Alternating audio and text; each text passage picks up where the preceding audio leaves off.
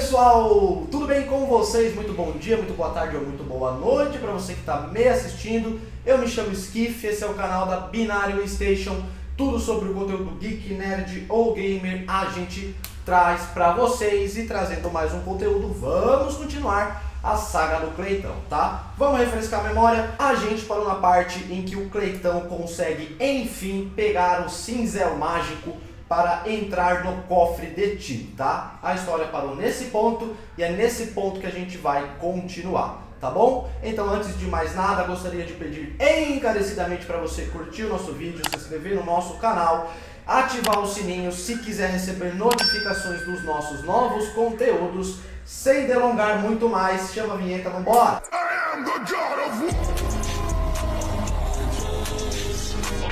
Então você abre a porta mágica, entra no cofre de Tyr, e quando você entra no cofre de Tyr, o Atreus, vocês já se deparam com um tríptico, tá? Isso é chamado de tríptico, mas é aquele mural no jogo, quem jogou o jogo sabe, é aquele mural que ele abre e tem uns desenhos, umas gravuras que contam uma pequena história naquelas gravuras. Isso se chama tríptico, tá? E o Atreus abre esse tríptico e ele vê que tá faltando a parte do meio. O tríptico tem uma porta que tem uma imagem no meio e a outra porta forma outra imagem.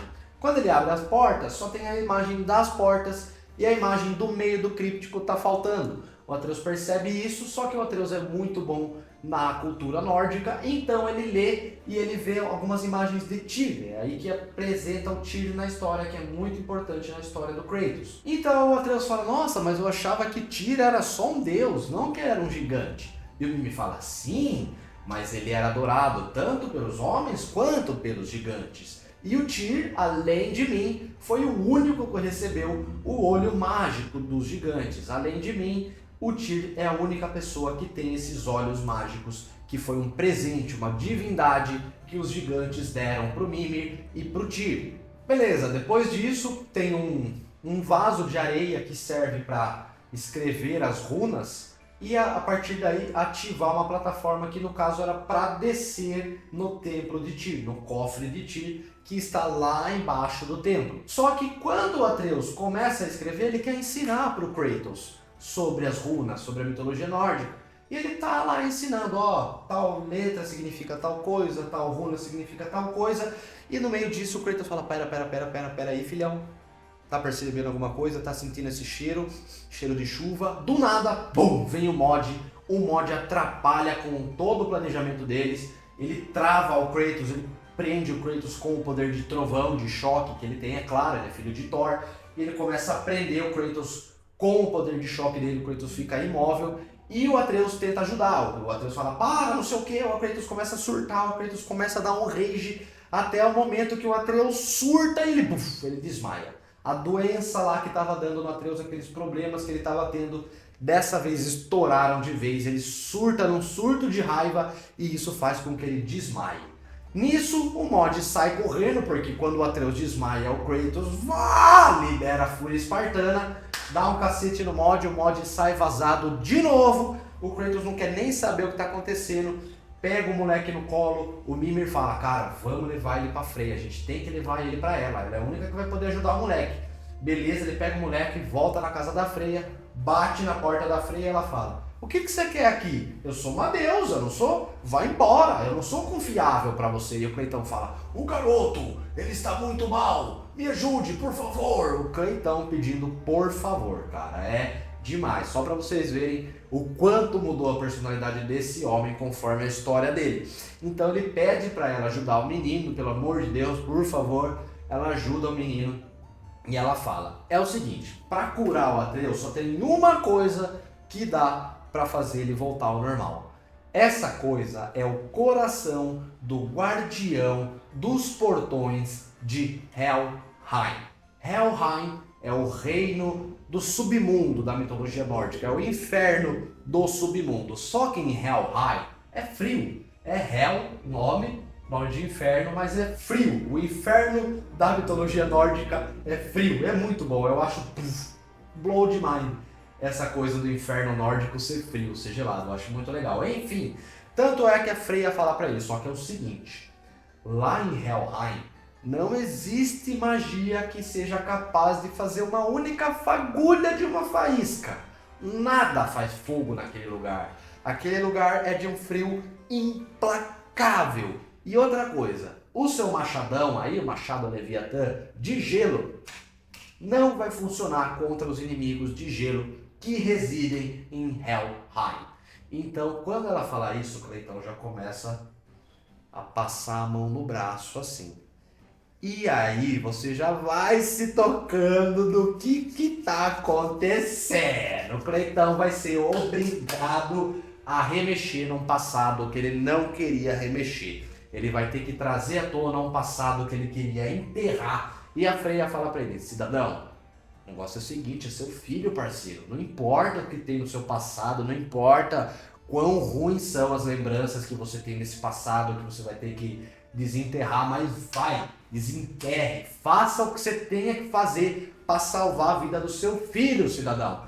E é isso que o Cleitão vai fazer. Aí antes de sair, antes de seguir rumo a Helheim, a Freya faz outra runa, ela faz uma runa de viagem para Helheim, ela desbloqueia, vamos assim dizer, a viagem para Hel. Ela faz uma magia lá, põe na mão do Kratos a magia e a partir daí ele já pode viajar para Helheim. Só que para viajar para Helheim, antes ele vai ter que passar na casa dele e pegar um negocinho que ele vai precisar.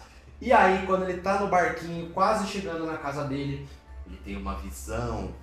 Athena aparece para ele fala: Athena, saia da minha cabeça, e volta ao normal. E aí ele já começa a revirar o passado. Você tá entendendo que ele não queria revirar? Quando ele chega na casa dele, ele abre aquele mesmo porão onde o Atreus estava escondido lá no começo. Ele tira daquele alçapão um pano vermelho com uma estampa de onda grega, uma estampa grega no pano. Você já vai se tocando no que está acontecendo. Na hora que ele abre o pano, o que tem dentro do pano? É claro que são as lâminas do caos, velho. A lâmina do caos surge até que enfim na droga do jogo, cara. Até metade do jogo que você ficou usando um machado de gelo, você já não aguenta mais.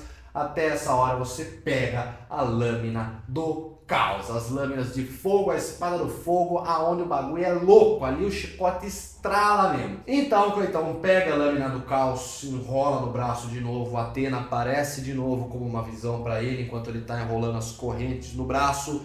Aí beleza, ele sai da casa, se treta com alguns inimiguinhos de gelo pra pegar ali a jogabilidade da lâmina e vai.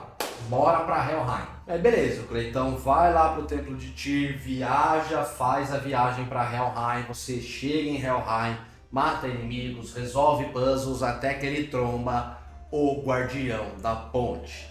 O Guardião da Ponte nada mais é do que um pequenino trollzinho de gelo. Esse trollzinho de gelo se chama Dold Cope-Mayor, ele é um chefão, é muito brabo, ele é fera pra você matar. Mata o Dold Cope-Mayor, o troll de gelo, e aí depois de matar o troll de gelo, o Cleitão faz aquilo que ele foi pra fazer. Ele arranca o coração do troll de gelo, guarda o coração do troll de gelo e dá-lhe voltar pra Midgard, dá-lhe voltar pra Freya pra ajudar o Atreus. Beleza, volta pra sala de viagem, viaja, volta pra Midgard, volta pra casa da Freya, chega lá, entrega o coração pra ela, ela faz uma poção mágica, mas enquanto ela faz a poção mágica usando o coração do troll, ela fala: olha, isso aqui que eu tô fazendo, Cleitão, vai ajudar o menino, ele vai acordar, ele vai melhorar. Mas para ele ficar 100% curado, o Kratos já interrompe, ele mesmo responde: ele precisa saber da verdade. E é isso. Ele fala isso, a Freya concorda e ele fala: mas eu não quero que ele saiba do meu passado. É complicado, tal, não sei o que. E a Freya fala: cara, quando se trata da verdade, nada é complicado. Principalmente quando envolve um filho. Ou seja, ela sabe bem do que ela tá falando. Dá pra você ver que ela não tá só dando uma dica assim, ela já deve ter passado por uma experiência tipo essa pra poder falar essas coisas pro Kratos. Então ela fala: a verdade, cara, nunca é simples, sempre é complicado. Quando envolve um filho, é 10 mil vezes mais complicado. O Cleitão se toca, o Cleitão acorda pra vida. E aí ele fala que o garoto tá amaldiçoado, que ele tem uma maldição. E nessa conversa o Atreus acorda. E quando o Kratos fala isso, que o garoto precisa saber da verdade, a Freya conta uma história pra ele. A Freya fala o seguinte: Cleitão, sabia que eu tenho um filho também? Já faz mais de 100 invernos que eu não vejo meu filho.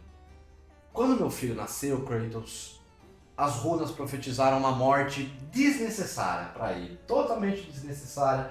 Quando ele nasceu foi profetizada uma morte que não tinha necessidade.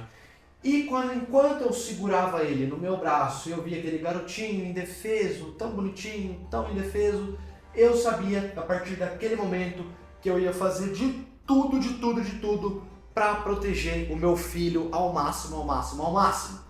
Só que eu me deixei levar e eu não vi, naquela hora, naquele momento, eu não percebi que as minhas atitudes eu estava tomando por mim, pelos meus medos, pelos meus pensamentos, pelas minhas desconfianças. Eu não estava fazendo isso pelo meu filho, eu estava fazendo isso por mim, pelo meu medo de perder o meu filho. E quando eu vi a cagada que eu já tinha feito, era tarde demais. O meu filho me odeia, meu filho não quer mais me ver, meu filho quer me matar. Ela não fala exatamente essas palavras, mas é isso que dá a entender. Então ela já passa essa história pro Cleitão e você já fica meio... tô pegando. E beleza, ela fala essa história pro Kratos, o Kratos se toca, segue rumo à viagem. Beleza, então, com o Atreus já acordado, o que eles tinham que fazer? Eles vão ter que voltar lá no templo de Tyr, para voltar lá no cofre, para eles poderem descerem até o cofre de Tyr. Nesse meio tempo, nesse caminho, o Cleitão vê que o Atreus está meio chateado, está meio quietão. E ele pergunta pro Atreus: garoto, o que está acontecendo? Ele fala: eu escutei você falando com ela, eu escutei você falando que eu tô amaldiçoado. Muitas vezes na minha vida eu já me questionei se você realmente me amava, porque eu sei que você não me queria, pai. É uns negócios meio assim, sabe? Bem deprê mesmo. O Atreus dá uma desabafada com o Kratos, mostra pro Kratos que ele por muito tempo tinha dúvidas sobre o amor de Kratos por ele. Só que no final ele fala: bom pai, mas depois de tudo isso, pelo menos agora eu sei da verdade. Daí Kratos fala: a verdade? A verdade, garoto, é que eu sou um deus. Nessa hora já começa a tocar a trilha sonora. Eu me arrepiei nessa cena, cara, de arrepiar. E ele revela. Daí ele revela pro Atreus tudo que ele escondeu. Ele fala: a verdade, garoto, eu sou um deus e você também é um deus. Resumidamente é isso, ele fala. Ele fica esperando o Atreus responder alguma coisa. Ele fala: você não vai falar nada, Atreus? Ele fala: eu sou um deus? Eu posso virar um animal? Por essa nem o Cleitão esperava. Ele fica fascinado em descobrir que ele é um deus. Começa a perguntar um monte de coisa pro Cleitão. O Cleitão começa a responder pra ele tudo de qualquer maneira. Só que no final o Atreus pergunta: por que você me demorou então? Por que você demorou tanto tempo pra falar isso pra mim? E o Cleitão fala pra ele: Atreus, eu tava querendo te poupar, garoto. Ser um deus traz muita responsabilidade. Ser um deus é uma coisa que marca você como um alvo de hoje até o final dos tempos. Não é nem até o final da sua vida, porque você nunca morre. Vai ser até o final dos tempos, até o final da existência. Você vai ficar marcado com um alvo na sua costa. Ser um deus é uma coisa muito grandiosa, mas é uma responsabilidade muito grande. Ser um deus pode te trazer muita angústia, pode te trazer muito sofrimento. E é por isso que eu nunca te contei nada disso até agora, porque eu queria poupar você dessa vida. Só que eu vi que eu estava cometendo um erro, que mentindo para você, a natureza que existe dentro de você estava lutando mais forte do que você, e isso quase acabou com a vida do Atreus, e isso fez com que o Kratos acordasse com a vida. E nesse momento do jogo, Atreus até que enfim descobre que ele é filho de um deus, ou seja, ele também é um deus. Beleza, nesse momento o Atreus até começa a ficar, aí ele começa a ficar autoconfiante mesmo, aí ele ganha confiança, ele começa a se sentir bem, aí ele fica positivo, o bicho começa a ficar até meio mala, até meio arrogante, ele começa a falar umas coisas, né? Afinal, eu sou um deus, tal, não sei o que, então o Atreus vai ficando um pouco arrogante. E nesse momento, você volta lá no vaso de areia, onde tinha que escrever as runas para poder ativar o templo, para ele descer e você chegar no cofre de Tyr. E aí, dessa vez, sem interrupções, o Atreus consegue gravar as runas lá, ativa a plataforma. E aí, quando a plataforma começa a descer, começam a aparecer mais crípticos, mais daqueles murais com desenhos onde contam histórias sobre a mitologia nórdica. E nesse momento, os crípticos que aparecem contam a história de Tyr. E aí o Mimir começa a usar o exemplo de Tyr para explicar para o Atreus o que um deus de verdade é capaz de fazer. o que um Deus pode fazer, o que um Deus não pode fazer. Ou seja, o Atreus está falando um monte de asneira que ele nem sabe sobre ser um Deus, e o Mimir explica para ele o que é ser um Deus, dando o exemplo de Tyr para ele. Inclusive essa parte eu vou até mostrar para vocês, eu quero que você assista a animação, para vocês entenderem exatamente a sensação que o jogo quer transmitir, porque só comigo falando não dá para entender 100% da sensação que o jogo quer transmitir. Então se liga na lição de vida que o Mimir dá para o Atreus. Não precisa se arrepender. Os elfos jogaram seus problemas em nós. Não, agora eu entendo. A gente tinha coisas divinas a fazer e eles estavam atrapalhando com aqueles probleminhas. A gente vai deixar isso assim? Só de saber que somos deuses, eu já me sinto bem mais forte. Talvez você esteja deixando subir a cabeça. O poder envolve uma grande escolha, menino. Você pode servir a si mesmo ou ajudar os outros, como o Tyr fez. O povo adorava ele, né? Sim, um deus da guerra, mas que lutava pela paz. Ele era considerado heróico e leal. Usava seu poder e conhecimento para impedir guerras e não causá-las. Então existem deuses bons. Uma vez a cada 1000 anos isso pode acontecer. Esse fala de lugares que eu nunca ouvi falar. Parece que Tyr gostava mesmo de viajar. Tyr acreditava que a mente e não a força era essencial para evitar guerra e caos. E ele sabia que conhecer outras culturas trazia uma perspectiva diferente daquela de quem fica num lugar só. Enquanto Odin sempre acumulou e escondeu o conhecimento, Tyr era aberto e dividia sua sabedoria. Por isso os mortais adoravam Tyr e mostravam seu amor com presentes do mundo todo. Então, o que aconteceu com Tyr? Odin passou a considerá-lo uma ameaça. Ele suspeitou que Tyr colaborava com os gigantes, em vez de ajudar a roubar seus segredos para os Aesir. Aliás, ele me acusou da mesma coisa, mas no caso de Tyr, acho que era verdade. Acha que Tyr estava ajudando os gigantes? Acho. Ele se sentiu responsável pelo sofrimento que Odin levou a eles. Suspeito que ele tenha ajudado a encobrir os seus rastros. A torre de viagem que sumiu. Não sei o que aconteceu com ela, mas acho que só foi possível com a colaboração entre Tyr e os gigantes. E por enquanto é isso, pessoal. Mais uma vez encerramos o vídeo por aqui, para não ficar um vídeo muito compridão. Para acompanhar o resto da saga do God of War, da história de vida do Cleitão, fique antenado no nosso canal, que vem mais conteúdo por aí. Valeu? Muito obrigado então. Agradeço muito a atenção de você que ficou aqui até agora. Não deixe de curtir o nosso vídeo, não deixe de se inscrever no canal, não deixe de ativar o sininho. Até a próxima!